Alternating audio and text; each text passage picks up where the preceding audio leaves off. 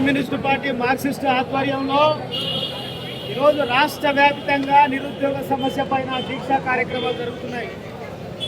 రంగారెడ్డి జిల్లా శంషాబాద్లో ఈరోజు ఇక్కడ మనతో పాటు రంగారెడ్డి జిల్లా పార్టీ జిల్లా కార్యదర్శి వర్గ సభ్యులు రామచంద్ర గారు, సిఐటియు అధ్యక్షులు రుద్రకుమార్ గారు, స్థానిక సిపిఎం పార్టీ నాయకులు మల్లేష్ గారు, చేవెళ్ళ డివిజన్ కార్యదర్శి దేవేందర్ గారు, మహేశ్వరం మండల కార్యదర్శి శేఖర్ గారు, ప్రశాంత్ గారు, అలాగే జిల్లా నాయకులు ప్రకాష్ కరత్ గారు అందరు ఇక్కడ ఉన్నాం.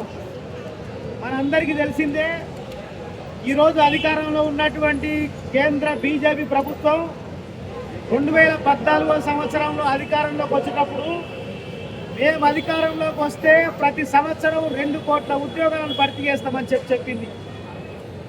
2 కోట్ల ఉద్యోగాలు కాదు కదా, ఈరోజు పెద్ద పెద్ద డిపార్ట్మెంట్ అయినటువంటి రైల్వే కానీ, మైనింగ్ కానీ, ఇతర ప్రభుత్వ సంస్థలలో మొత్తం ఉద్యోగాలను కూడా లక్షలాది ఉద్యోగాలు ఈరోజు ఖాళీగా ఉండిపోయినాయి.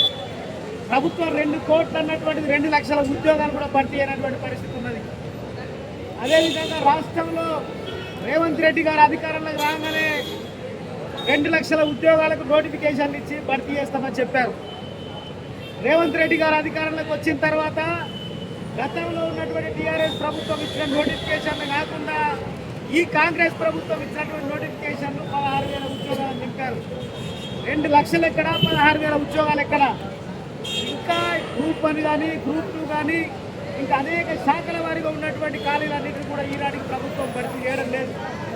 కనుక మన దగ్గర దుర్మార్గమైన పరిస్థితి ఏంటంటే నిరుద్యోగులు ఉన్నత విద్యను అభ్యసించి యూనివర్సిటీ విద్య కంప్లీట్ చేసి ఉద్యోగాలకు అన్ని రకాల అర్హతలు ఉన్నప్పటికీ ప్రభుత్వాలు నోటిఫికేషన్ ఇవ్వకపోవడం వల్ల ఈరోజు నిరుద్యోగ సమస్య చాలా తీవ్రంగా పెరుగుతున్న పరిస్థితి ఉంది.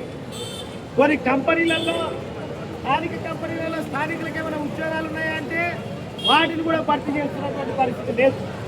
అందుకని రాష్ట్ర వ్యాప్తంగా ప్రభుత్వంలో ఉన్నటువంటి ఖాళీలన్నింటినీ భర్తీ చేయాలని డిమాండ్ చేస్తున్నాం. ఈరోజు సిపిఎం పార్టీగా రాష్ట్ర ప్రభుత్వం వెంటనే ఈ రాష్ట్రంలో భర్తీ చేయబోయేటువంటి ఉద్యోగాలన్నింటిపైన శాఖల వారీగా శ్వేతపత్రం విడుదల చేసి నిరుద్యోగ సమస్యను పరిష్కారం చేయాలని సందర్భంగా డిమాండ్ చేస్తున్నాం.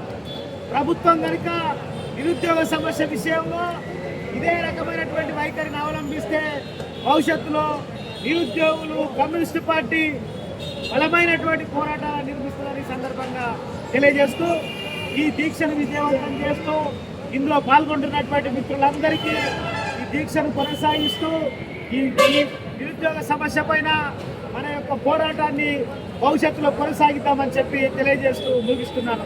నాకు ఈ అవకాశం ఇచ్చినందుకు ధన్యవాదాలు.